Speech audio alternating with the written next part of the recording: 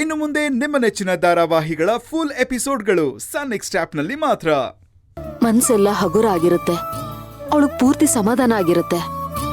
ಅವಳ ಮನೆಗೆ ವಾಪಸ್ ಬರೋಷ್ಟ್ರಲ್ಲಿ ಮತ್ತೆ ಮೊದ್ಲಿನ ತರ ಆಗಿರ್ಬೋದು.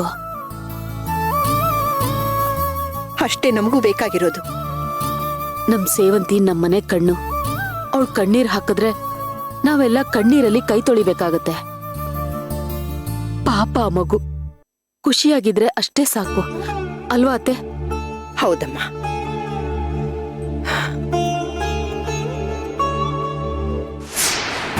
ಆದ್ರೆ ಸೇವಂತಿ ಖುಷಿಯಾಗಿದ್ರೆ ನನ್ನ ಕೈಲಿ ಸಹಿಸ್ಕೊಳಕ್ಕಾಗಲ್ಲ. ಆ ಅರ್ಜುನ್ ಅವಳನ್ನ ಅಲ್ಲಿ ಕರ್ಕೊಂಡು ಹೋಗ್ತಾನೆ ಅಂತ ಸಣ್ಣ ಸುಳ್ಳು ಸಿಕ್ಕಿದ್ರು ಹೇಗಾದ್ರೂ ಮಾಡಿ ತಡಿತಿದ್ದೆ. ಈಗೇನ್ ಮಾಡ್ಲಿ?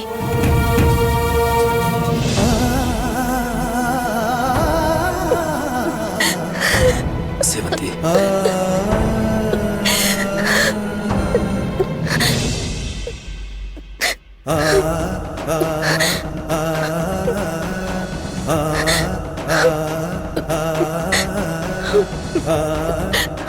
ಪಾಪು, ಅಮ್ಮ ನಿನಗೆ ಅಂತ ಇಷ್ಟೆಲ್ಲ ಆಟದ ಸಾಮಾನು ತಂದಿದ್ದಾಳಲ್ಲ, ತಗೋ, ಎಲ್ಲ ನಿನಗೆ ತಗೋ, ಎಲ್ಲ ನಿನಗೆ ತಗೋ. ಯಾಕೋ ಪಾಪು, ಈ ಅಮ್ಮ ನಿನಗೆ ಇಷ್ಟ ಇಲ್ವಾ? ಹೇಳ್ದೆ ಕೇಳ್ದೆ ಹೊರಟೋದೆಲ್ಲೋ. ನೀನ್ ಬರ್ತೀಯ ಅಂತ ನಾನು ಎಷ್ಟು ಕಾದಿದ್ದೆ ಗೊತ್ತಾ? ನೀನಮ್ಮ ಅಂತ ಕರಿತೀಯ, ನಾನು ಪಾಪು ಪಾಪು ಅಂತ ನಿನ್ ಹಿಂದೆನೆ ಓಡಾಡ್ತೀನಿ. ನೀನ್ ಹಠ ಮಾಡ್ತೀಯ, ಹಠ ಹಿಡ್ದು ಅಳ್ತೀಯ. ಏನೇನೋ ಏನೇನೋ ಅನ್ಕೊಂಡಿದ್ದೆ. ಆದ್ರೆ ನೀನು ಈ ಅಮ್ಮನ್ನೇ ಅಳಿಸ್ತಿದ್ಯಾ ನೋಡು.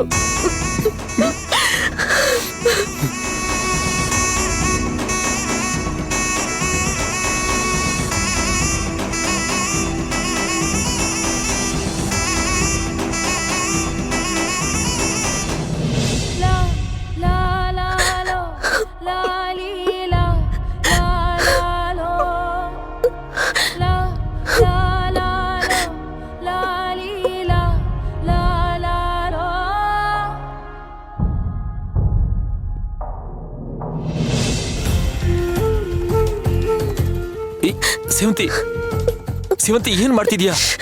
ಸುಮ್ಮನೆ ಇರಿ ಸರ್. ಪಾಪು ನನ್ನ ಹತ್ರ ಮಾತಾಡ್ತಿದ್ಯಾ ಅಂತ ನಾನು ಕೇಳಿಸ್ಕೊತಾ ಇದ್ದೀನಿ. ಎದ್ದೇಳು ನೀನು, ಹೇಳ್ ಸೇವಂತಿ, ನೀನು ಎದ್ದೇಳು. ಯಾಕೆ ಹೀಗೆ ಹುಚ್ಚುಚ್ಚೂರ್ ತರ ಆಡ್ತಿದ್ಯಾ? ನಿನ್ಗೆ ಅರ್ಥ ಆಗ್ತಿಲ್ವಾ? ಪಾಪು ಇಲ್ಲ, ಅರ್ಥ ಮಾಡ್ಕೋ ಸೇವಂತಿ, ಪಾಪು ಇಲ್ಲ. ದಯವಿಟ್ಟು ಅದನ್ನೇ ಹೇಳಿ ಹೇಳಿ ನನ್ನ ಹೊಟ್ಟೆಗೆ ಬೆಂಕಿ ಹಾಕ್ಬೇಡಿ ಸರ್.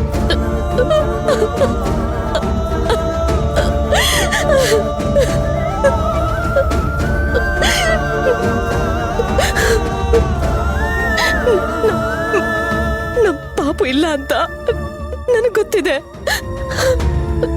ಆದ್ರೆ ಏನೋ ಒಂದು ಪವಾಡ ಆಗಿ ನನ್ನ ಪಾಪು ಮತ್ತೆ ನನಗೆ ಸೇರ್ಬಹುದು ಅನ್ನೋ ಆಸೆ ಸರ್ ನನಗೆ. ಸೇವಂತಿ, ಆಗದೆ ಇರೋದನ್ನ ಆಗುತ್ತೆ ಅನ್ಕೊಂಡ್ರೆ ನಿನಗೆ ಸಂಕಟ ಜಾಸ್ತಿ ಕಣೆ. ಬರೋರ್ಗೋಸ್ಕರ ಕಾಯ್ಬೋದು ಸೇವಂತಿ, ಆದ್ರೆ ಬರ್ದೇ ಇರೋರ್ಗೋಸ್ಕರ ಕಾದ್ರೆ ಏನು ಪ್ರಯೋಜನ ಇಲ್ಲಮ್ಮ. ಅರ್ಥ ಮಾಡ್ಕೋ ಪ್ಲೀಸ್, ಪ್ಲೀಸ್. ಇಲ್ಲ ಇಲ್ಲ ಸರ್, ನಮ್ಮ ಪಾಪು ಮತ್ತೆ ಬರುತ್ತೆ, ಮತ್ತೆ ಬರುತ್ತೆ. ಪಾಪು,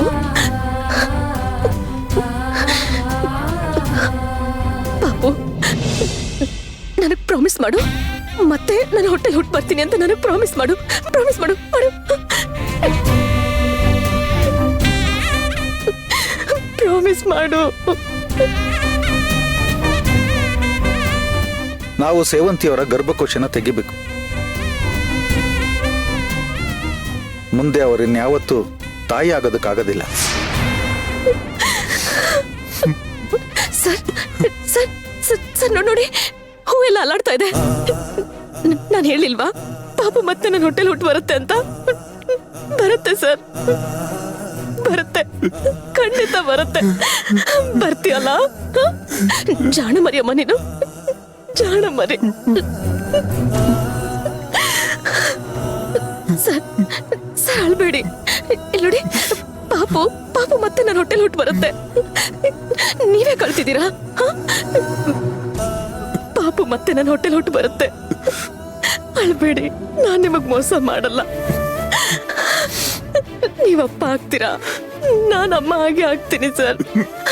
ಪಾಪು ನನ್ನ ಹೊಟ್ಟೆಲ್ ಮತ್ತೆ ಹುಟ್ಟು ಬರುತ್ತೆ, ಹುಟ್ಟು ಬರುತ್ತೆ.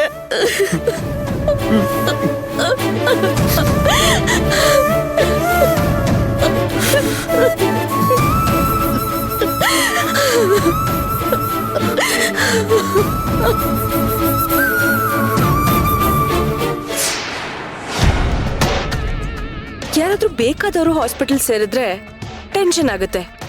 ಅಯ್ಯೋ ದೇವ್ರೆ, ಬೇಗ ಹುಷಾರಾಗ್ಲಪ್ಪ ಅಂತ ಬೇಡ್ಕೊಂಡು ಹರಕೆ ಕಟ್ಕೋತೀವಿ. ಗೆಟ್ ವೆಲ್ ಸೂನ್ ಅಂತ ಬುಕೆ ತಗೊಂಡೋಗಿ ವಿಶ್ ಮಾಡಿ ಬರ್ತೀವಿ.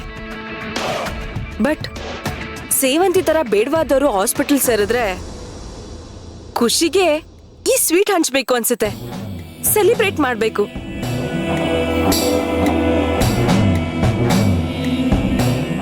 ಸೆಲಿಬ್ರೇಟ್ ಮಾಡೋಣ ಅಂತ ಚಿಕ್ಕಿಗೆ ಬರಕ್ ಹೇಳಿದ್ದೆ, ಇನ್ನು ಫೋನೇ ಮಾಡಿಲ್ವಲ್ಲ ಚಿಕ್ಕಿ. ನಾನು ಹೇಳಿದ ಜಾಗಕ್ಕೆ ಅವ್ರು ಹೊರಟ್ರೋ ಇಲ್ವೋ? ಚಿಕ್ಕಿ ಬರೋದ್ ಲೇಟ್ ಆಗುತ್ತೆ ಅಂದ್ರೆ ಒಂದ್ ಫೋನ್ ಮಾಡಿ ಹೇಳೋದಲ್ವಾ? ಅದೇನಾಯ್ತು ಅಂತಂದ್ರೆ, ಅಯ್ಯೋ ಹೋಗ್ಲಿ ಬಿಡಿ, ಮೊದ್ಲು ತಗೊಳ್ಳಿ ಸ್ವೀಟ್ ತಿನ್ನಿ.